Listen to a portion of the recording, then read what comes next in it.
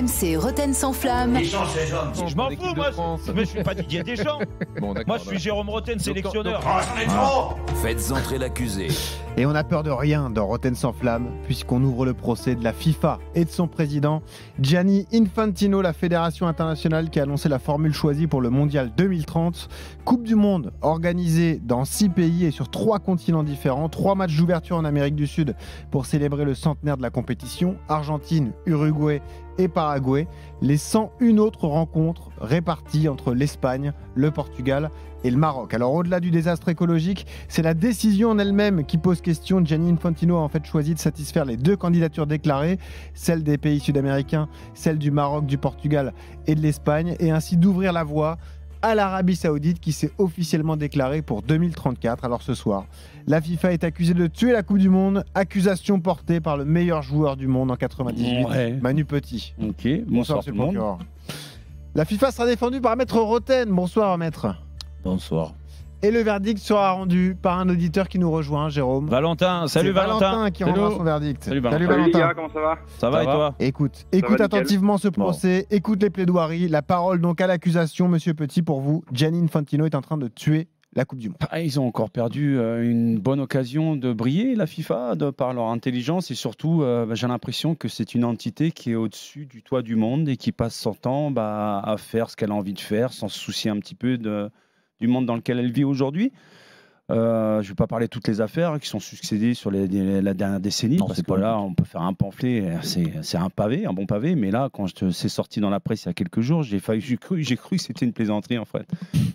Non mais sérieux, on nous met la pression partout, on nous pointe du doigt, même aujourd'hui, si tu ne respectes pas l'écologie, si tu n'as pas les bons gestes, si tu n'as pas une moralité au-dessus de tout soupçon. Et aujourd'hui, je peux comprendre l'universalisme du sport, de faire ça sur plusieurs continents, de rassembler, il n'y a pas de souci, mais tu penses un petit peu justement à l'écologie, tu penses un petit peu aux supporters, parce que déjà que c'est super cher d'assister à une Coupe du Monde, de suivre son équipe nationale et de les supporter.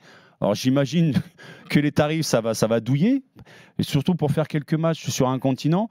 Derrière, je n'ai pas compris. Donc moi, pour moi, c'est un non-sens, en fait. C'est un non-sens, ça va à contre-courant du monde dans lequel on vit aujourd'hui.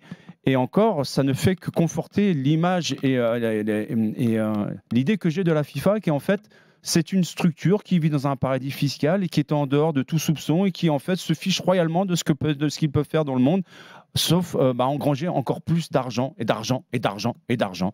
Je veux paraphraser justement les propos de l'entraîneur de Leipzig, qui a à juste titre, il a complètement raison. Je veux dire, si demain l'Everest était commercialisable, on ferait peut-être un stade tout en haut de l'Everest. Et dis-le en rigolant, vu les gens qui dirigent justement au-dessus de nous, je pense qu'ils ont l'intention de faire des trucs comme ça, tu vois. Juste préciser ce qui va se passer, cérémonie d'ouverture soit au Portugal, soit en Espagne, soit au Maroc, et ensuite 3 matchs, les décalages horaires que tu vas prendre dans la tronche, les trajets que tu vas devoir faire, la logistique. Je mets tout le monde dans la globalité dedans, que ce soit les acteurs, les joueurs, les entraîneurs, les supporters. Mais c'est un non-sens. Franchement, je suis quand même très étonné qu'il n'y a aucun politique aujourd'hui qui monte au créneau pour dénoncer ça. Et surtout, non, ils montent au créneau pour dire nous, on n'a pas été consultés pour savoir si on pouvait organiser la Coupe du Monde chez nous aussi. C'est-à-dire que même les politiques aujourd'hui, en fait, à nous, à tout, la 99% de la population nous demande à chaque fois de faire des efforts, on nous pointe du doigt quand on est hors jeu, mais ces gens-là qui représentent 1% de la population, ils se foutent royalement de nous, en fait. Donc, à un moment donné, je sais pas, moi, peut-être un petit boycott des joueurs aussi, à un moment donné, de leur dire arrêtez de vous foutre de nous, quoi. Bon voilà, la plaidoirie de l'accusation portée par Monsieur Petit. Sans parler d'accumulation des matchs, quoi. C'est n'importe quoi. Je l'ai dit 104 matchs. Mais ça, c'est le format qui sera là également. Le calendrier n'est pas surchargé déjà. Pour les le football est universel. Ensuite, c'est un peu démago de la part de Maître Petit de nous parler d'écologie. Parce que alors là, dans ces cas-là, franchement, là, les bras m'en tombent. Hein. Ah bon? De parler d'écologie, juste. Alors on arrête tout, en fait. On arrête tous les sports. On fait des Coupes du Monde sur des pays qui sont voisins, comme ça le fait au niveau des championnats d'Europe ou des Coupes du Monde. Là, je vois pas d'aberration écologique. On va faire du char à voile, donc une Coupe du Monde en char à voile. On arrête la Formule 1, parce que surtout, là, qui est très médiatisée aujourd'hui, la Formule 1, mais surtout pas, surtout plus. Formule 1, mettez-nous des moteurs hybrides. Mais c'est surtout les avions qui amènent la pollution sur le monde. Plus de déplacements, parce que là, pour parler d'autres sports que le football, allons dans la logique, faisons une Coupe du Monde sur les 5 continents. Mais pourquoi pas? Allons-y. Mais déjà, il n'y a pas 3 continents. Dire ça, c'est juste politique. C'est juste politique. Le Maroc, tu trouves ça normal? Le Maroc, l'Espagne, le Portugal. J'ai pas l'impression que ça soit à des millions de kilomètres. D'accord. Après, nous mettre 3 matchs en Amérique du Sud. D'accord. Pour le centenaire. Parce que il faut marquer le coup. Parce que tu peux le marquer en dehors de la Coupe du Monde. C'est quoi le délire? Tu fais un match, c'est un événement bien organisé. Maître Petit. Je suis désolé. Ils font n'importe quoi. Maître Petit, vous pouvez me laisser parler? Je vous ai laissé parler. Vos arguments sont bidons. Non, mais peu importe, c'est pas les vôtres, les vôtres surtout. Pas d'influencer, monsieur le juge, les vôtres surtout. Mais ce que je comprends pas, c'est que c'est l'année du centenaire. L'euro a eu lieu, les 50 ans de l'euro, donc il y a 2 euros de ça, d'accord? Ça n'a pas fait de problème. Il était où l'euro? Dans plusieurs pays. Dans plusieurs pays pour les 50 ans. D'accord. Il n'y avait que la demi-finale et la finale qui étaient en Angleterre. Il était dans beaucoup de pays. À proximité. À proximité. Avec le train. Parce que l'Espagne, Portugal et Maroc, c'est plus loin que. C'est quand même plus simple de ce qu'ils veulent faire là sur le prochain format. Que l'Angleterre et la Russie. Non. Allons-y alors. Ça, j'y crois pas. Non. Mais donc, ils ont voulu marquer le coup sur le centenaire. Ils ont une idée. Alors après, elle est bonne, elle est pas bonne, peu importe, chacun peut débattre. En effet, c'est le cas là. Mais leur tomber dessus juste pour dire oui, mais au niveau de l'écologie, c'est scandaleux. Au niveau de ceci, c'est scandaleux. Ouvrir la Coupe du Monde à certains pays qui peuvent pas l'assumer tout seuls. On me parle du Paraguay, un match. L'Uruguay, un match. Et l'Argentine, un match. Je suis pas sûr que le Paraguay peut prendre une Coupe du Monde juste pour lui. Alors tu vas me dire, ils auraient dû le faire dans ces 3 pays-là. Oui, mais vu que c'est l'année du centenaire et qu'ils veulent marquer le coup et que ces pays-là n'ont pas assez d'argent, la preuve c'est que la prochaine Coupe du Monde elle a lieu dans 3 pays, non? Canada, États-Unis, Mexique. D'accord. Dans la même région. Est-ce que c'est une bonne idée? Mais les déplacements, ils sont énormes. Déjà, si on pouvait limiter l'argent public dans l'organisation de ces grandes compétitions, ça serait déjà bien. Non, mais plus personne n'a d'argent pour. Mais si, les entités privées. Non, plus personne. Les grands sponsors de la FIFA. Et là, j'en reviens derrière l'Arabie Saoudite.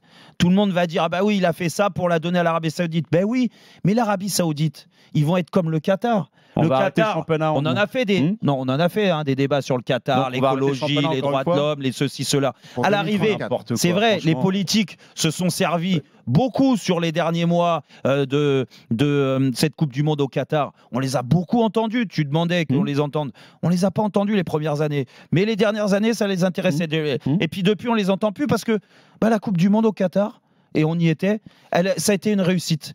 Et qu'est-ce qui empêche de croire qu'en 2034, la Coupe du Monde en Arabie Saoudite ne sera pas une réussite? L'Arabie Saoudite, aujourd'hui, l'Arabie Saoudite, ils ont investi beaucoup d'argent pour le football. Alors peut-être trop, c'est exubérant, tout ce qu'on veut. Ils ont attiré beaucoup de grands joueurs aujourd'hui. Ça va continuer à être le cas jusqu'en 2034. Ils vont développer leur football. Certainement que le football en 2034 en Arabie Saoudite. Mais donc ça donne la possibilité de faire ça. Ils nous tuent. Maître Roten, terminé, on a entendu vos arguments. Le verdict va tomber. Valentin, qui a composé le 32-16, qui remporte ce procès. Est-ce que la FIFA est en train de tuer la Coupe du Monde, Valentin? Oui, tout simplement oui. Je suis à 100% d'accord avec Manu.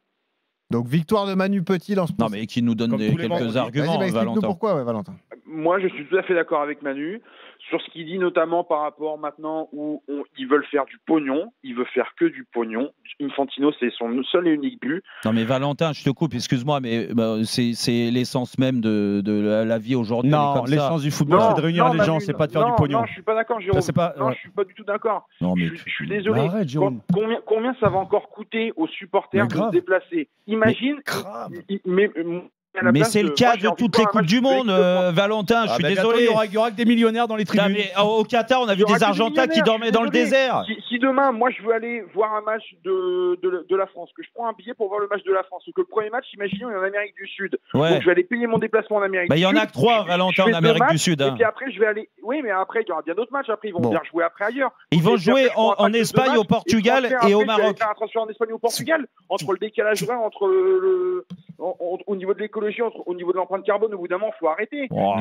La Coupe du Monde, Espagne, Portugal, Maroc, très bien. Ou alors, là, ça avait du sens. Ils n'ont pas pris 4. Ils voulaient fêter le centenaire. Ça, je l'entends qu'ils veulent fêter le centenaire, c'était là-bas. Mais pourquoi en ces cas-là, ils ne se sont pas dit d'accord, écoutez, on va mettre l'Uruguay, le Paraguay, le Chili, l'Argentine. Exact. Et le Chili, d'ailleurs, le plan du Chili. Mais parce qu'ils n'ont pas les moyens. Ils n'ont pas les moyens, Valentin, ces pays-là, d'assumer la Coupe du Monde. S'il vous plaît. Vous rendez compte, il faut faire appel, monsieur. Mais vous vous rendez compte ce que ça coûte une Coupe du Monde? Mais toi, t'as basculé de l'autre côté. Mais le Mexique, le Paraguay, l'Uruguay, l'Argentine, les stades, il faut tout refaire les stades. Faites appel, monsieur Rotten. Non, mais arrêtez. Victoire de Manu Petit dans ce procès. Pas toi, surtout.